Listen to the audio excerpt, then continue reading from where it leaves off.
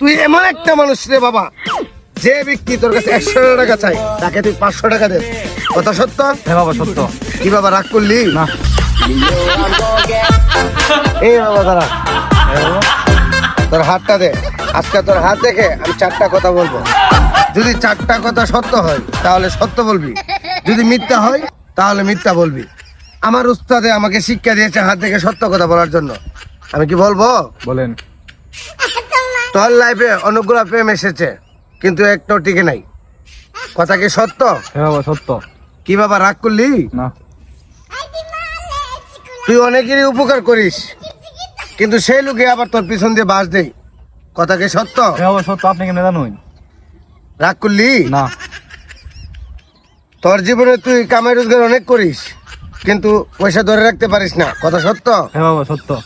কি বাবা রাগ করলি? না।